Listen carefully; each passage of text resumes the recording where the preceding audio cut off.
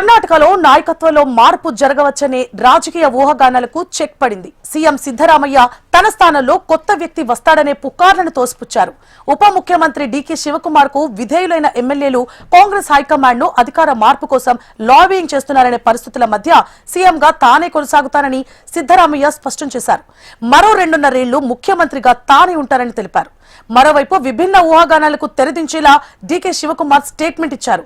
తాను తన వెంట ఉన్న ఎమ్మెల్యేలంతా కూడా సీఎం సిద్ధరామయ్యతో కలిసి పనిచేస్తామని స్పష్టం చేశారు. గత వారమే సిద్ధరామయ్య డీకే శివకుమార్ ఢిల్లీ వెళ్లారు. అధిష్టానం పెద్దలతో వేర్వేరుగా భేటీ అయ్యారు. రాష్ట్రంలోని పరిస్థితులు, ముఖ్యమంత్రి మార్పు అంశాలపై చర్చించినట్లు తెలుస్తోంది. సీఎం మార్పు అంశంపై తామే నిర్ణయం తీసుకుంటామని ఎవ్వరూ బహిరంగంగా మాట్లాడొద్దంటూ హైకమాండ్ సూచించినట్లు తెలుస్తోంది.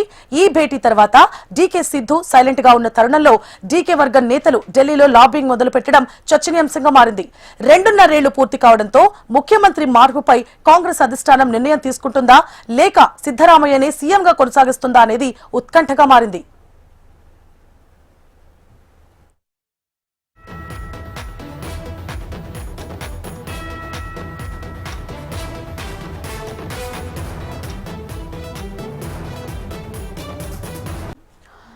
CM Siddaramaiah, deputy CM DK శివకుమార్ల మధ్య అధికార మార్పిడి ఒప్పందం పంచాయతీ నేపథ్యంలో కర్ణాటక కాంగ్రెస్ ఎమ్మెల్యేలు, మంత్రులు 3 వర్గాలుగా చీలిపోయారు.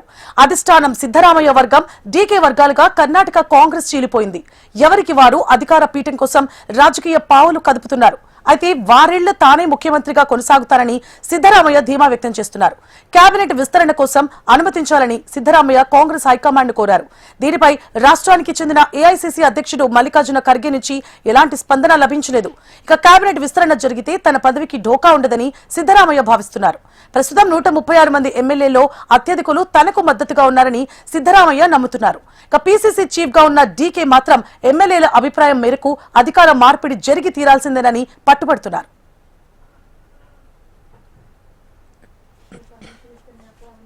కర్ణాటకలో పవర్ పాలిటిక్స్ రసకందాయిలో పడ్డాయి. కర్ణాటక అసెంబ్లీ ఎన్నికల అనంతరం హైకమాండ్ రాష్ట్రంలో ఎవరిని సీఎం చేయాలనే అంశంపై చర్చలు జరిపింది. పీసీసీ చీఫ్ గా ఉన్న డీకే శివకుమార్, గతంలో సీఎంగా పనిచేసిన సిద్ధరామయ్య పేర్లు తెరపైకొచ్చాయి. అధిష్టానం సిద్ధరామయ్య వైపు మొగ్గు చూపి ముఖ్యమంత్రి సీట్లో కూర్చోబెట్టింది.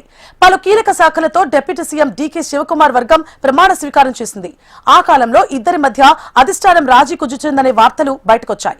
మొదటి 2.5 ఏళ్లు సిద్ధరామయ్య, తర్వాత 2.5 ఏళ్లు డీకే శివకుమార్ ముఖ్యమంత్రిగా పనిచేస్తారన్న ప్రచారం బయటకొచ్చింది. అందులో భాగంగానే సిద్ధరామయ్య సీఎంగా ప్రమాణ స్వీకారం చేశారని డీకే వర్గం అంటోంది.